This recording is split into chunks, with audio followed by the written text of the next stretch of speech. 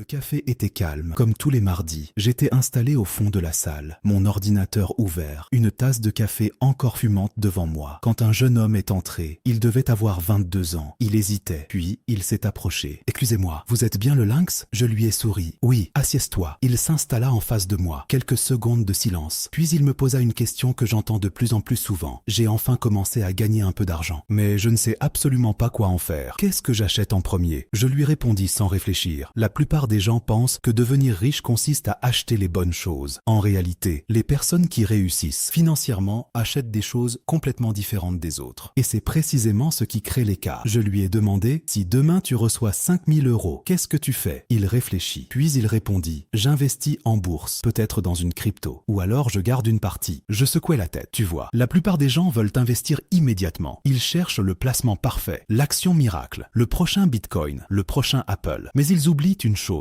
le meilleur investissement n'est pas toujours un actif financier. Parfois, le meilleur investissement, c'est toi-même. Je lui montrais un vieux livre posé dans mon sac. Les pages étaient usées, certaines lignes étaient surlignées. Je lui demandais, tu sais combien ça coûte? Il répondit, une vingtaine d'euros. Exactement, 20 € pour parfois accéder à 20 ou 30 années d'expérience condensée. Un entrepreneur peut passer 40 ans à bâtir une entreprise, commettre des centaines d'erreurs, perdre des millions, puis écrire un livre. Et toi, en quelques soirées, tu peux apprendre ce qu'il lui a fallu une vie entière pour comprendre. Aucun investissement financier ne peut offrir un tel rapport qualité-prix. Les livres ne donnent pas seulement des connaissances. Ils changent la façon de penser. Ils développent ton jugement. Ils t'aident à éviter des erreurs extrêmement coûteuses. Je lui racontais alors une histoire. Quand j'étais plus jeune, je croyais que les personnes riches étaient différentes. Je pensais qu'elles avaient simplement eu plus de chance. Puis un jour, j'ai commencé à lire leur biographie et j'ai découvert quelque chose. Elles pensaient différemment bien avant de gagner leur premier million. Leur richesse était d'abord mentale. L'argent n'en était que la conséquence. Je lui demandai ensuite, quel est ton prochain achat? Il me montra son téléphone. Il voulait acheter le dernier modèle. Je lui demandai pourquoi. Il hésita, puis répondit, parce qu'il est meilleur. Je souris. Est-il vraiment meilleur ou est-il simplement nouveau? C'est exactement ainsi que fonctionne notre cerveau. Les entreprises ne vendent pas des produits. Elles vendent des émotions. Le sentiment d'appartenir à un groupe. L'impression d'avoir réussi. La nouveauté. Le prestige. Mais cette émotion disparaît très vite. Les psychologues parlent d'adaptation hédonique. Autrement dit, nous nous habituons très rapidement à ce que nous achetons. Le téléphone qui nous rendait heureux aujourd'hui devient un objet banal quelques semaines plus tard. Puis un nouveau modèle sort et le cycle recommence. C'est ainsi que beaucoup de personnes restent prisonnières de la consommation. Elles poursuivent une satisfaction qui ne dure jamais. Je lui dis alors quelque chose qui le surprit. Tous les achats ne sont pas des dépenses. Certains sont des investissements. Imagine un photographe. Son appareil photo lui permet de gagner sa vie. Pour lui, acheter un meilleur appareil n'est pas une dépense. C'est un outil de production. Même chose pour un monteur vidéo,